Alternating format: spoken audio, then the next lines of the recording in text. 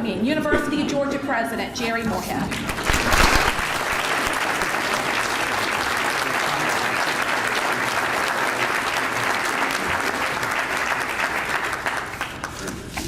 Well, thank you, Swan. I appreciate those kind remarks very much, and particularly the opportunity to visit with all of you today while I am in Savannah. I want to begin by thanking all of you today for the good work that you do for this community and for the state. The people in this room are the role models that we want all of our students to be at the University of Georgia, to earn that University of Georgia degree and realize that in earning that degree they have an obligation to give back to the people in their communities, the people in their state, the people across this country. And all of you represent that by your membership in this important organization.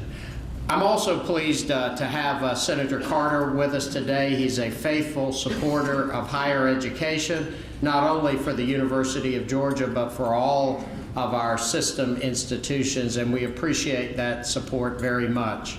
And although when I see Cheryl Dozier, I think of her as my former dear colleague at the University of Georgia, I realize now that she is the president of a very important institution to this community at Savannah State, and from everything I've heard, she's doing a marvelous job in that role, and I thank you for being here today. You know, I want to begin by just saying how grateful I am to Regent Don Waters, to other members of the Board of Regents that gave me the opportunity to serve as the 22nd president of the University of Georgia. And I appreciate you taking time out of your schedule to represent the Board of Regents here today.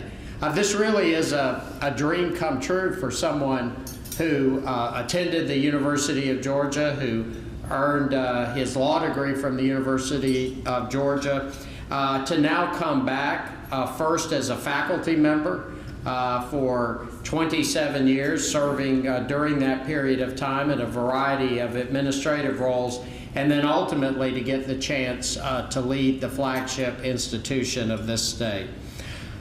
I come to you, as Swan said, with a firm and abiding belief that the best days of the University of Georgia are still ahead of the University of Georgia. And I say that because I know how important the University of Georgia is to the future of this state. And I think all of you in this room recognize that it's important not just to our faculty, not just to our students, not just to our alumni or our staff, but it's important to this entire state. And I take the role of the University of Georgia, whether it's in building economic development across this state, in educating our students across this state, or in building the research enterprise across this state, all of those things are critically important to the advancement of this state. I'm reminded of a quote from Disraeli when he said, "Upon the education of the people of this country, the fate of this country begins." And that is the approach that I have as president of the University of Georgia. We have to keep in mind that the education of our citizens, the education of our young people is so vitally important to the future of this state. I've been asked repeatedly, in fact, when I was meeting this morning with the newspaper about what are your goals for the University of Georgia, and I said it's really a simple one. We want to focus on the core academic mission of the University of Georgia. If the core academic mission of the University of Georgia is strong, then I really think the university itself is going to be quite strong.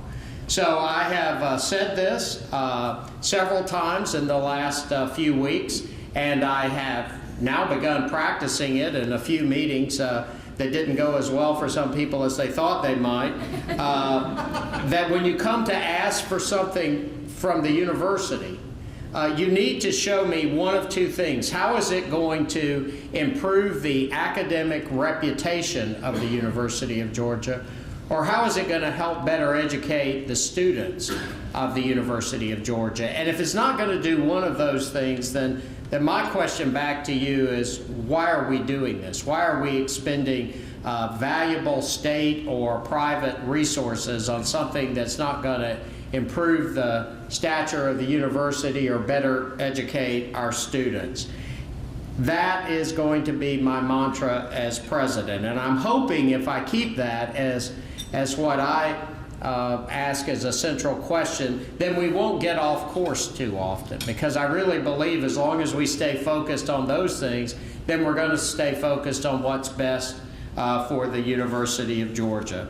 So I said academic core of the university, that would be my focus. What does that really mean? Well, as Swan alluded to, in my mind, that has to start with our students. The students have to be the first priority of the University of Georgia. Both the charter of the university, which spoke to the state's youth as the rising hope of our land, as well as the convening of that first class on North Campus with about a half a dozen students. We don't have too many with a half a dozen anymore. But all of that set the focus at the core of the university needs to be about instruction. Everything we do at UGA ought to benefit our students, or we ought to be asking, why are we doing this? And I think we've made a lot of progress in that regard.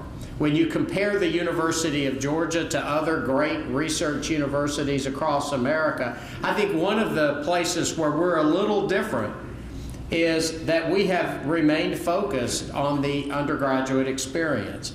I had the opportunity in previous roles at the University of Georgia to serve in a leadership position on two important task forces in that regard. When President Knapp was president of the University of Georgia, I chaired the president's task force on the quality of the undergraduate experience. And out of that task force, we made about a dozen or so recommendations to improving the undergraduate experience, and most of those recommendations were adopted. Several years later, I got a chance to co-chair with then Vice President for Instruction, Del Dunn, the task force on general education and student learning. And again, that group, we were quite ambitious. We had over 40 recommendations in that report, and many of those recommendations were adopted. And basically, the recommendations focused around how do you give our students a full educational experience, something that will cause them to be successful when they leave the University of Georgia with a degree. And when I say full educational experience, I'm not just talking about what goes on in the classroom, because that, as all of you know, is just a part of the experience of going to college. I'm also talking about the opportunities when students are outside of the classroom. I think the University of Georgia does a great job of preparing leaders that will someday take on the reins of responsibility in this state.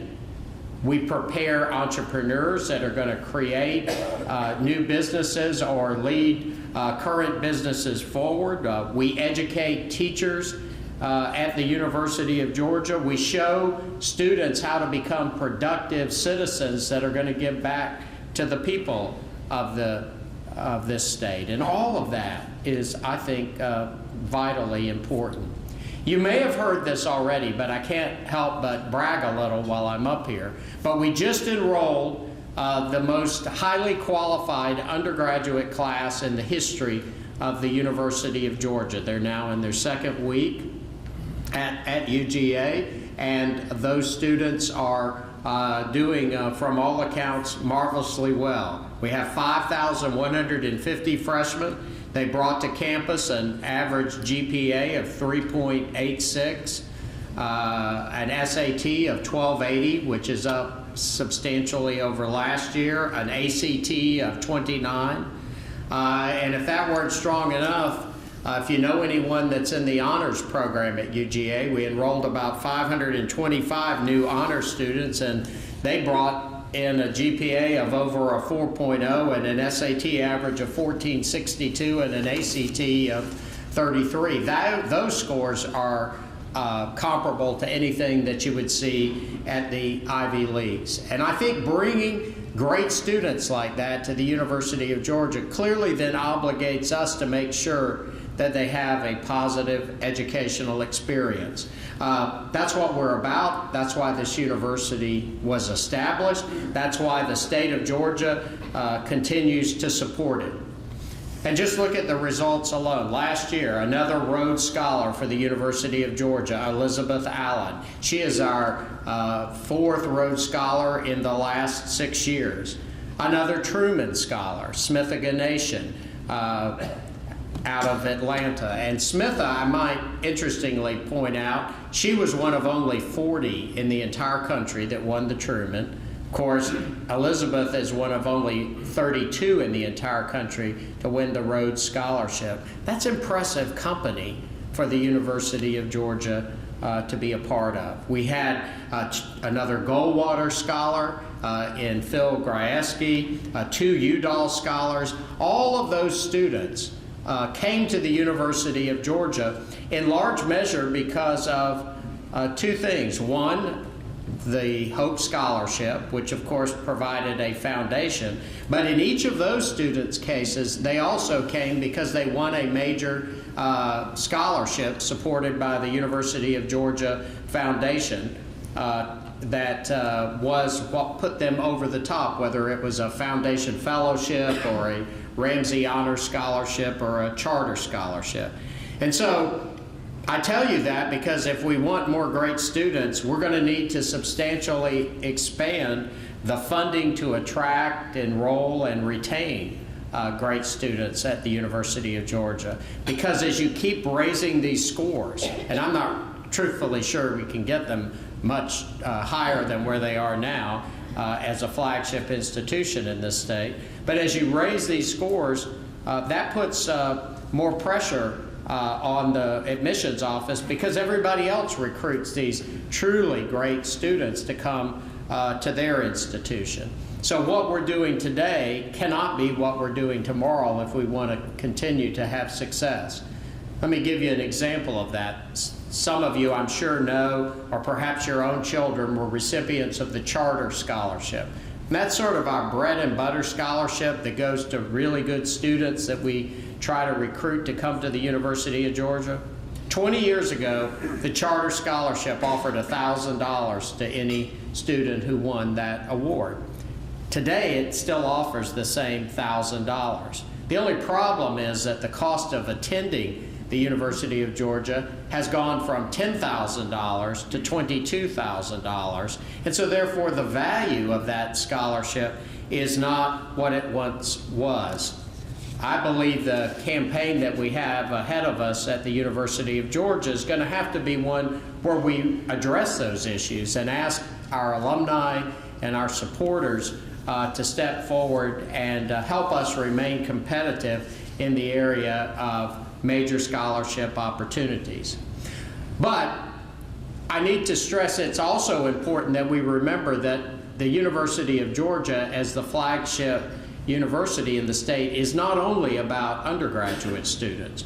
Our commitment is certainly great to those undergraduate students. They represent 3/4 of our student body. 87% of the freshman class is in-state, by the way. We take great pride in those things, but as a major research university, it's vitally important for us to also attract and retain quality graduate students.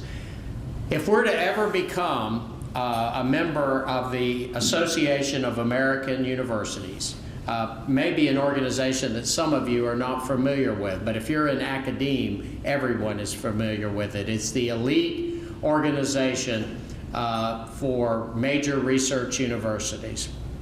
And we're not yet in that elite organization, but we keep looking at, what is it going to take for UGA to be invited in? You can't apply, you have to be invited. And we believe that one of the things we're still short on is the number of graduate students, the the quality of our graduate fellowships and assistantships that are needed to support quality students at a major research university. So that will be something that we spend a lot of time talking to our supporters about as we move forward. So certainly students, that is part of the core academic mission of this institution. I would say secondly, what's important is our faculty.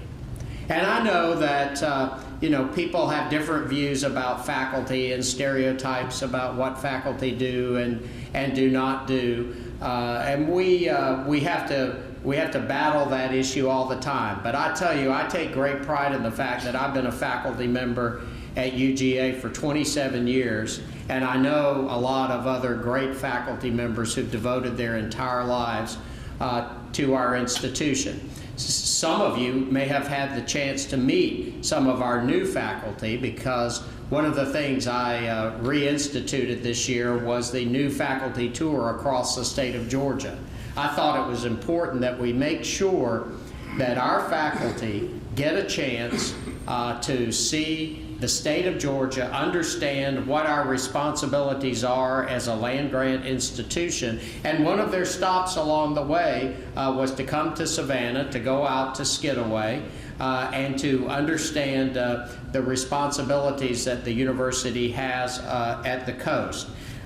I think that endeavor proved to be not only beneficial for our faculty, but also for all the people who got to meet our new faculty.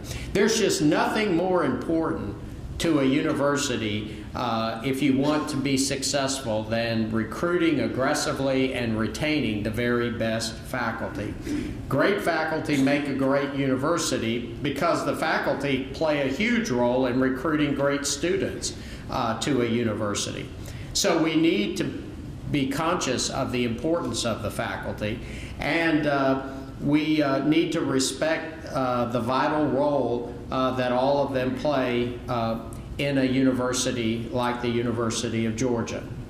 We have about 220 endowed faculty positions at UGA, but we have nearly 2,000 faculty members. So to the extent that during this campaign we can raise the number of endowed professorships, we raise the ability of the University of Georgia to continue to attract and at times retain, when people are recruited away, these great faculty members. Every professorship or chair that we are able to create helps us overcome any particular challenge that we have in that regard. Mentioning the faculty, mentioning students, so what else do I think of when I think of this core academic mission? Well, you can't think of a place like UGA and not think about the research enterprise. It's not just important to the university. I think it's important to this entire state. And many of you in this room know how important the research enterprise has been to the agricultural industry in this state, and the difference that it has made in that particular sector.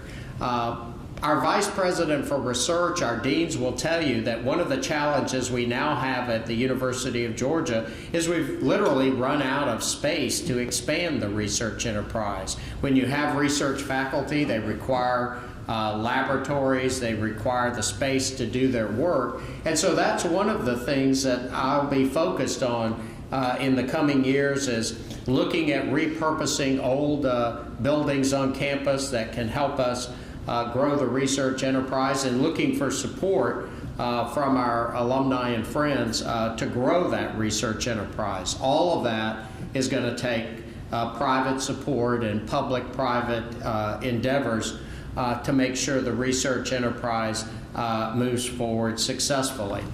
Chancellor Huckabee and I were working on one of those recently, where we are developing a new Center for Molecular Medicine at the university, thanks to the support of the Board of Regents, and we now have a donor on the verge of committing a multi-million-dollar gift to support that center and help us in the laboratories that need to be created and the faculty that need to be recruited. That's the sort of thing that we've got to do if we want to be successful at UGA.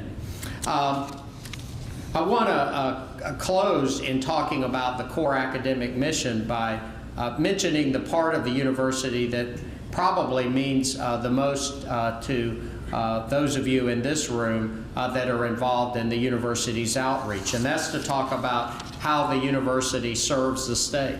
And we serve it in so many different ways. In the Savannah area, UGA faculty and students are quite active in serving the state. Tomorrow I'll have the chance to visit the Skidaway Institute of Oceanography and the Marine Extension Service.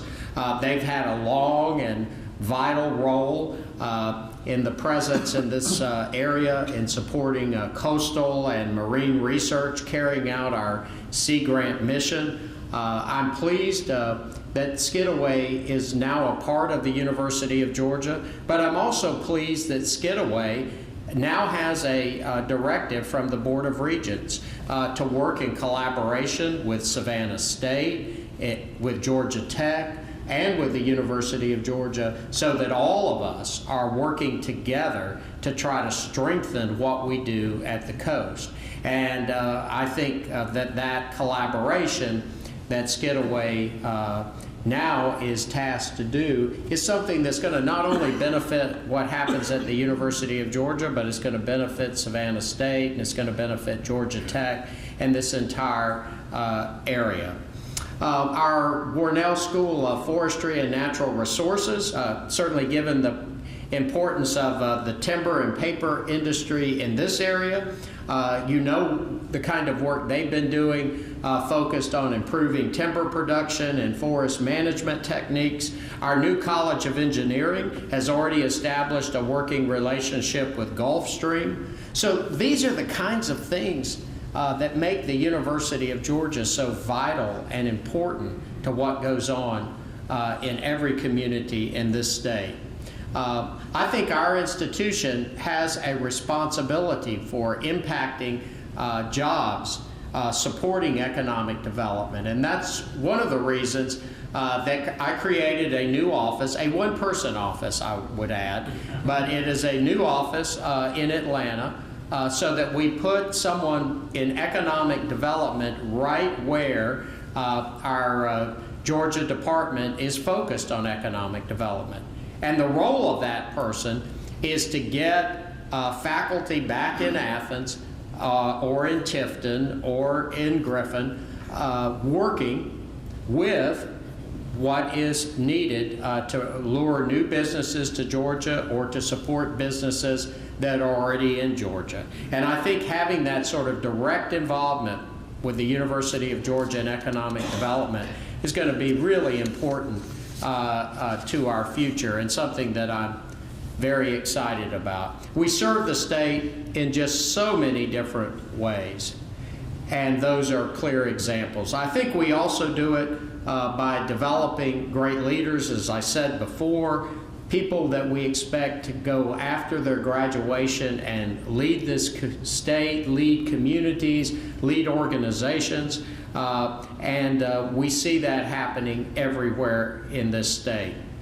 Perhaps most importantly, we're serving the state now in a variety of new initiatives that you may or may not have heard about. Given our time today, I won't go into these in any detail, but I will just tell you that we have new initiatives now related to obesity, public health, the environment, education, and water and coastal environment. All of those are new initiatives at the University of Georgia, all focused on helping the state of Georgia. So, instruction, research, public service, that's our core academic mission. That's what I am passionate about supporting. I think it's good and important work. I really believe that the University of Georgia can be one of the greatest public universities in the United States, but we're going to need strong and devoted support from our partners, from our alumni, from our friends. The funding model for public higher education has changed a lot since the Great Recession, and we have to recognize that while the state will continue to support UGA and the other 30 system institutions, certainly at a very generous level compared to other states in the South. Nevertheless, to maintain and grow the quality that we want, we will need private levels of support like we have never seen before. There's a statistic that I'm reminded of that really puts all of this into perspective. I don't think anybody in this room would tell me that UGA is only ranked 99 in America. I think everybody recognizes all the surveys we're a lot better than 99, and we can argue about how much better we are. There's a new survey out today that says we're the second best value in America, and I would brag about that, except they had the University of Florida as #1, so there must be something wrong with their data, but we may have to accept it anyway since we came in #2. But even though we know we're a lot better than 99, our endowment sits at 99. There are 98 universities that have a stronger private support than the University of Georgia. And that's something that I will be about trying to address during the time that I serve as president of the University of Georgia. I am optimistic that we will get the support that we need. There is a great love and affection for the University of Georgia. You feel it everywhere you go when you're in a position like the one that I now hold. People love this place. They understand the University of Georgia, and I'm confident that they will support the University of Georgia going forward. So thank you for the opportunity to be with you today. Thank you for your support, and I hope I'll get a chance to meet many of you after this program ends. Thanks so much.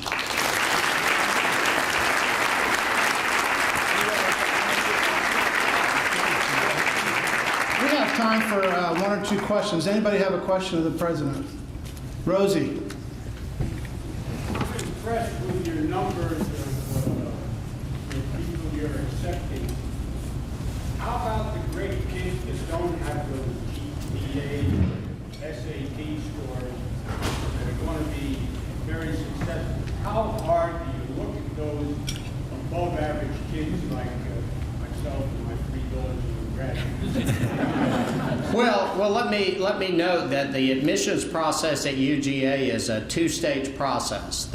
In the first round, which is what we call early decision, everything is on academics alone, and that's the only thing that's looked at that part of the admissions process. But then we do accept a significant number of students in the second phase, and in that second phase, we not only read what the students have written about themselves, but we look at their extracurricular activities, their demonstrated leadership, we look at their service, we look at their letters of recommendation.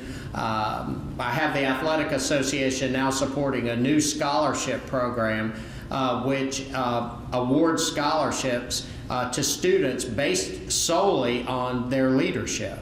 And the thinking behind this is that we want to make sure that UGA is successfully recruiting the best leaders for the future to the university, the future governors and senators and congressmen and elected officials and members of the Board of Regents and the like.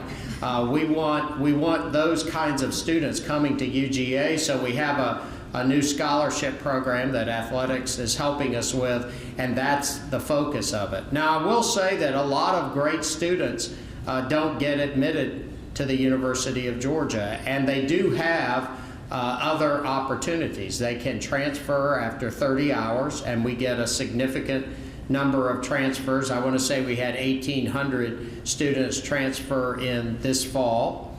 And, you know, I'm going to make the argument that there are a lot of other great institutions in this state that students also should be looking at. University of Georgia can't, from just a numbers standpoint, educate everybody. But I think our admissions office is getting it right. We had a 95% retention rate of freshman to sophomore, which is unheard of at a public university. Our graduation rate's now up to 83%, which puts us within very close proximity to the University of North Carolina at Chapel Hill and ahead of a lot of other schools like us. So I think we're doing it for the most part right. We make mistakes. The admissions office makes mistakes from time to time, and I read about several of those mistakes and appeals this summer from people that, were upset about what had happened, and I can see why they were upset, but it's not an easy task. Okay, thank you.